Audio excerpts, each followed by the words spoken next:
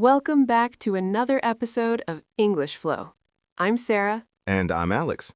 This is the podcast that helps you understand real English, not just the English in textbooks. Today we have a really important topic, and honestly, a topic that destroyed my confidence in English for years. Really? That sounds dramatic. What is it? Phrasal verbs. I hated them. Why does one verb completely change its meaning when you add a tiny preposition? Why does look mean look, but look after means take care of? What's the connection? I totally get you. That's actually a difficult point for every learner. But today on English Flow, we're going to crack the code. We'll understand why people even use them. Are they necessary? And how can we memorize them without going crazy? Exactly. Get ready. 15 minutes that will change how you see phrasal verbs forever. Let me start with a simple question, Alex. If a native speaker doesn't use phrasal verbs, is their speech wrong? Great question. The answer, no, it's not wrong, but it will be weird. It's like if an Arabic speaker said, I am going to the residence now with the intention of sleeping. You understand it, right? But what you'd actually say is, I'm going home to sleep. Ah, the difference between formal language and everyday language. Exactly. Phrasal verbs are the everyday language of English. They're what make your speech sound natural. If you only use formal verbs like continue instead of keep on, or enter instead of go in, your speech will sound like a robot. People will understand you, but it'll feel like you're reading a book, not talking to humans. Okay, so why do students hate them? 2 reasons. First, multiplicity. One verb can have 10 different meanings. Take a simple verb, get. We all know get. It means obtain or receive. Right, but let's look at this. Get up equals wake up. Get along equals have a good relationship. I get along with my brother. Get over equals recover from something difficult. I got over the flu, or I got over my ex. Get by equals manage with basic needs. I can get by with $20 a day. Stop, I'm already lost. See? That creates fear in learners. But the second reason is that in schools, we try to memorize them like parrots, without context, without a story. So what's the solution? The solution is to categorize them, to play with them, not just memorize. And here at English Flow, we love playing with language. Part 2, the magic classification. Separable or inseparable? Is there a way to classify them? I love classification.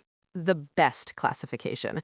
The most important thing you need to know about phrasal verbs is, can the verb be separated or not? Separated? What do you mean? In English, there are 2 types, separable and inseparable. Give us examples. Let's start with inseparable. That means the verb and preposition stick together like twins. If you try to separate them, the sentence breaks. Example, I ran into an old friend yesterday. Ran into here means met by accident, not ran inside. If you said, I ran an old friend into, that would be a disaster. So they have to stay together all the time. Exactly. Like look after, get over, depend on. Okay, and what about separable? Separable ones are more fun because you can separate the verb and preposition and put the object in between them. The most famous example, turn off. You can say, please turn off the light, and you can also say, please turn the light off. Wait, is there a difference? Why are there 2 options? Excellent question. The difference is simple. If the object is short, like the light, the TV, your phone, you can use both. But if the object is long, it's better to keep them together. Example, I turned off the air conditioner because it was making a strange noise. Here, the object is long, the air conditioner because it was, so it's better to keep turn off together. I get it. And does this make memorization easier? Definitely. When you know that a verb like put on is separable, you can say, put on your jacket, normal. Put your jacket on, also normal. Put it on, if you use a pronoun like it, you must separate. Never say put on it. Wow, golden rule. If you use a pronoun, it, him, her, them, separation is required. Bravo, exactly right. You're getting into the flow of English. Part 3, the mini story. Listening practice. Let's hear a quick story at natural speed, then break it down. Agreed. Get ready. So, yesterday, my friend called me up and asked if I wanted to hang out. I was feeling a bit down because I'd just broken up with my girlfriend. He told me to cheer up and come over. We ended up going to a cafe and just catching up on old times. It really picked me up. Okay, I understood that a friend called you, you were sad, you went somewhere, and you talked about the past. Is that right?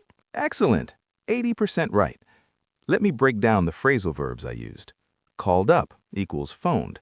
Call up is slightly more informal than just call, but same meaning. Hang out equals spend time relaxing with friends. Feeling down equals sad, depressed. Broken up with equals ended a relationship with. Cheer up equals become happier or make someone feel better. Come over equals visit someone's home. Ended up ing equals finally happened in a certain way. I ended up staying home. Catching up on equals sharing news, finding out what's new in someone's life. Picked me up equals made me feel happier. Similar meaning to cheer up. Picked me up is new to me. I only knew pick up means to lift something from the ground or to collect someone by car. Exactly. See? One verb, dozens of uses. That's the beauty of English flow.